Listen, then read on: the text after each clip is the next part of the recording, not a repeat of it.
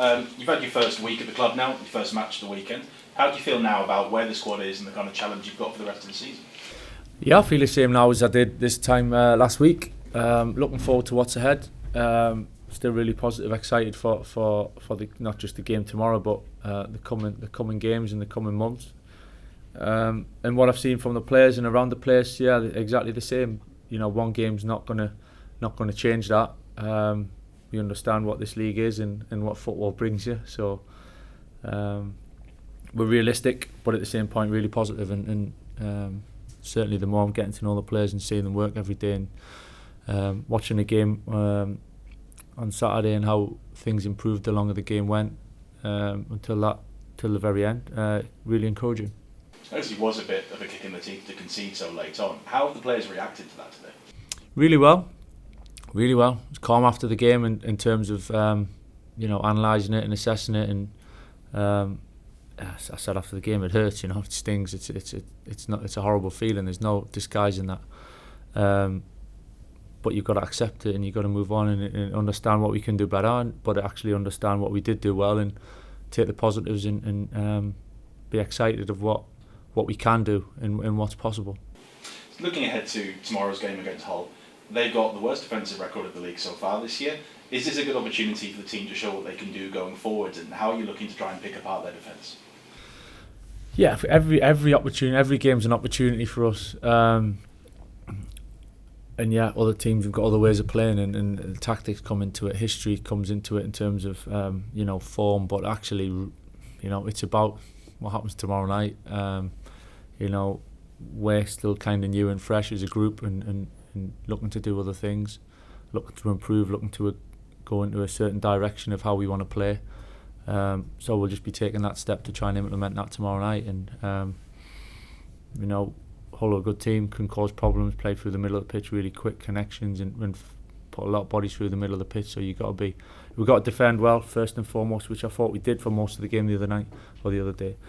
So we want to improve on that and keep going in the right direction. Do you expect to make any changes ahead of tomorrow? Is this, we obviously got 4 more games to the World Cup break. Are you looking to try and chop and change and experiment a little bit before that, or are you trying to keep things pretty stable? Stability is important.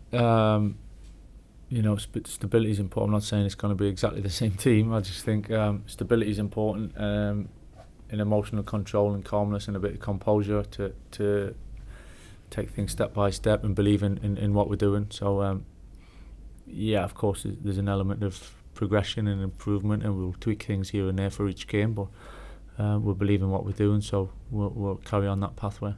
I just wanted to specifically ask about Duncan Watmore. Obviously missed out at the weekend. Can we expect to see him back soon? Is that just an injury? Or? We're hopeful. We're going to give him as much time as we can. As of yet, I'm not sure, but we'll see. Thank you very much. When you look at where they are in the league, is their sort of quality not befitting of the position they're in, do you think? I think you can say that about a lot of teams. As far on as we are in the league, there's still a long way to go. Of course there is, and it is pretty tight. A run either way can really kind of dictate where you are in the league. So it's not for me to judge them on that aspect. It's more about judging ourselves really, and we want to progress up the league as quick as we can. Matt Crooks, does he have a chance as well as Duncan? Yeah, it's similar, to be honest. We're hopeful, but as of yet, we're kind of waiting to see. Yeah. It's not 100% either way yet. So. And I was just going to ask on Isaiah Jones, because he's played kind of everywhere up the right hand side just this season alone, really. Right back, right wing back, right wing, right mid. You obviously played him quite high up the field, and to be fair, that's where he had been in the immediate games before you came in. Is that where you see him, or is that just where you've got him at the minute and see where he kind of ends up? Because he's done a lot of different jobs in this team.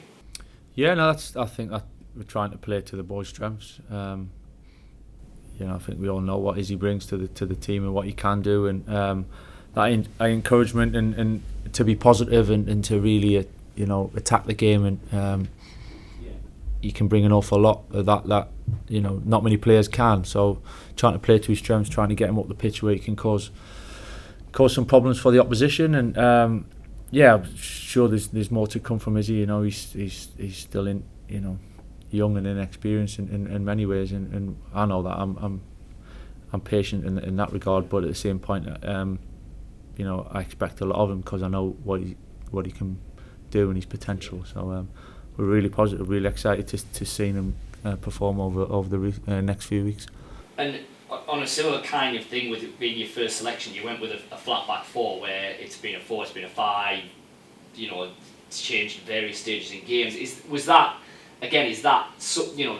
Would you ideally like to have a 4, or is it just a case of that's the way at the minute you think the side is best set up? Yeah, I'm pretty flexible, to be honest. I'm pretty flexible. I think now within games, in possession, out of possession, certain stages in games, certain positions on the pitch, you know, formations can look very different. So I'm not one that really says that's the formation that we're playing, or that's the formation another team plays, because I think the game moves and positions rotate an awful lot these days. So it's about positions in certain stages, if anything. But yeah, I know what you're getting at. We obviously had 2 centre halves, if you like, and yeah, it's just about the balance in the positions we're trying to attack, the positions and spaces that we're trying to cut off, and what suits the players as well at certain times. So I'm not massively adamant about a certain way or a formation, because I think we've got to be flexible and be able to adapt, and it doesn't change what we want to do in terms of principles. It's just putting certain players in certain positions on the pitch. Yeah. And obviously when you came in, you know, it was made pretty clear that there's a gap probably within the backroom staff that at some stage is going to be filled. A, has there been any change on that, as you know, in the week that's gone? And B, before you came in, there was a lot of talk about potentially some of your former colleagues from Man U maybe coming in with you. Is that in the frame possible, or is that miles away? We're just it's like the playing staff. It's the coaches, as my backroom staff, if you like. It's a time of assessing what, you know, where the little gaps, what we can do to make us better as a group, both from my point of view, coaching and as players. So it's that time. I think in some ways we're fortunate that we've got this little 2-week burst of games that we can really assess things, be realistic in terms, we need results and the games are coming thick and fast, but at the same point let's be a little bit calm and thorough and assess it from there, and then we've got the break. So but yeah, of course, ongoing with thought. It's not a case of put it on the back burner. It's definitely something at the forefront. Is it a case of you wanting a assistant, a number 2, or is that up for, you know, is that not necessarily as clear cut? Depends on where you feel the gaps might be with who's here already. Yeah, it depends on that. I mean, Woody's fantastic and got really good experience at firstly being in my position and what that brings. Exactly. So he knows exactly what that brings, and he's been part of the staff as well, and he's been a coach, and I think for me the number 2, and it's not really a hierarchy in terms of the staff. It's more of a case of, you know, strengths and who will bring something to certain areas really, for the dynamics and the balance of the group. So I'm not hung up on kind of the numbers of the order. It's just more of putting the right stuff, what they can bring, putting the right stuff together in place to make us better. Okay, great. Michael, you've talked there a bit about the tactical flexibility and also, you know, watching Hull a little bit. I mean, in terms of the balance of kind of, you know, focusing on what you do, but also looking at the opposition, where would you say you put yourself on the scale of, you know, where that preparation is? Well, certainly from now, it's about us being better and improving and working on what direction we're trying to go, what things we're asking of the players.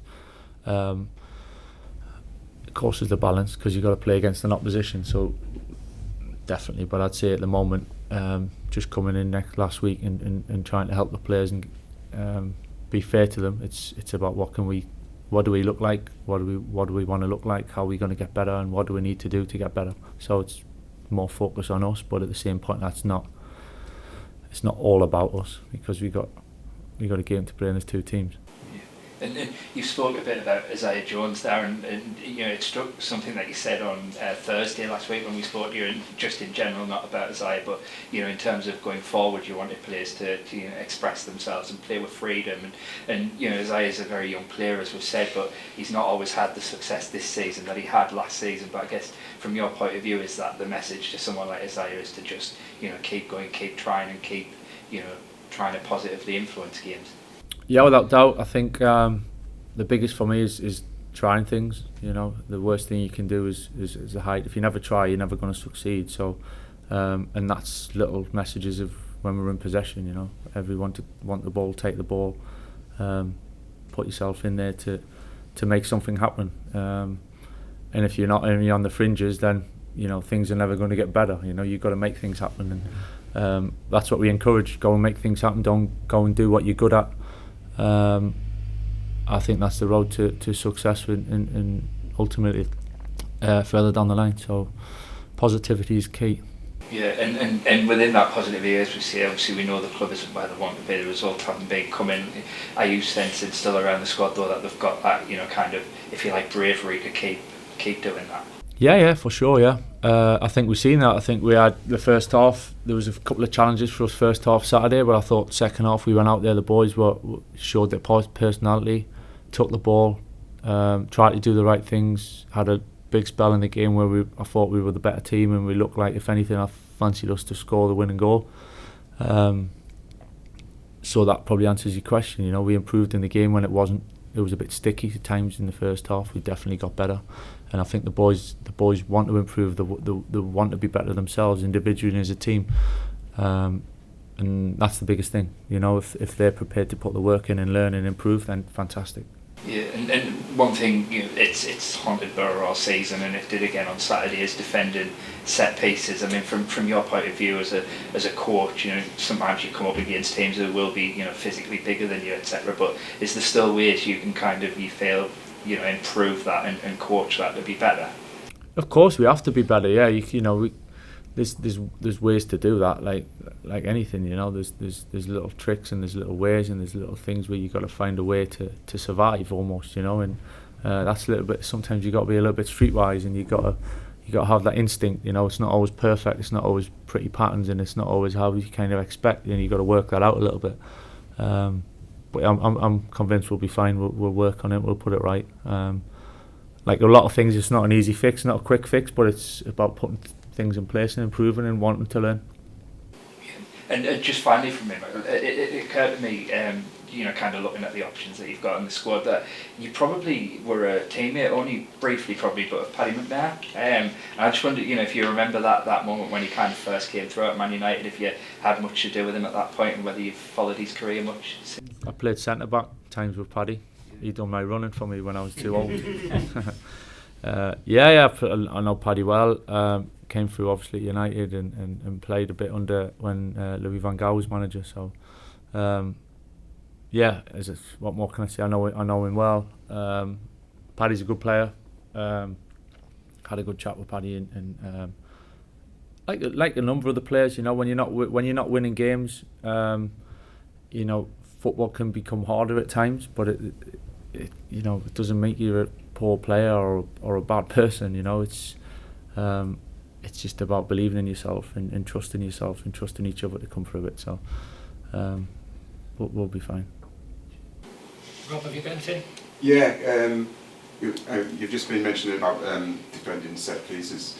We've something that we've conceded an awful lot of really, really late goals this season, obviously before your time, but then on Saturday. How can we try and prevent injury time goals going in? Don't have injury time, let the referee blow up.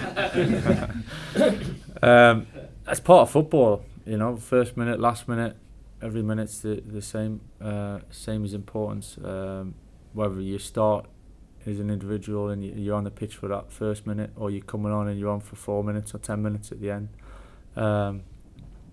Finishing the game is almost that extra importance, because the game can be thrown up all sorts of different things. So that's just the game, you know. That is the game. Sometimes when you're a little bit tired and your legs are tired, sometimes your mind can get a little bit tired, and that's the challenge of concentration.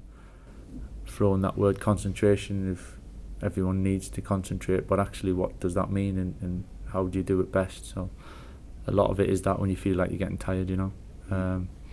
But something, again, we'll work on, you know, in terms of what's happened too much at the start of the season or whatever, then I'm more worried about what we're going to do tomorrow and what we're going to do next week and the week after. So that's what we're striving to do and get better. So there's no problem in after everybody's stunned in the after the match, immediately after the match, but you feel you can pick everybody up for tomorrow at home? Oh, we were up straight away, yeah. Sunday morning we were training in here. The boys were really good. We're looking forward to the game Tuesdays without forgetting what's happened. You've got to use that as a bit of fire and motivation and put things right. But at the same time, the game's gone, so you can't put that right. You've just got to get better. And tomorrow's the next chance to do that. And just finally, what was it like seeing there was a really big away following, and hopefully, even though it's away, even though it's a midweek, there should be again at Hull. Is that really good for you and for the players? Honestly, as a coach and as a player, to have a following like that it makes such a difference to me. It makes such a difference to have that connection with the fans, and for them, it's important for them to see us trying to do the right thing. You know, working hard, working together, being part of a team, and striving to improve and get better, and have that connection and appreciation of the effort that they're making to come and support us. You know, we're desperate. I'm certainly desperate to give them something to shout about and to create that momentum again, moving forward and real positive. So, yeah, hugely appreciative. You know, the players all went over and hopefully recognised that what the connection and how important it is, and we'll certainly try to carry that on.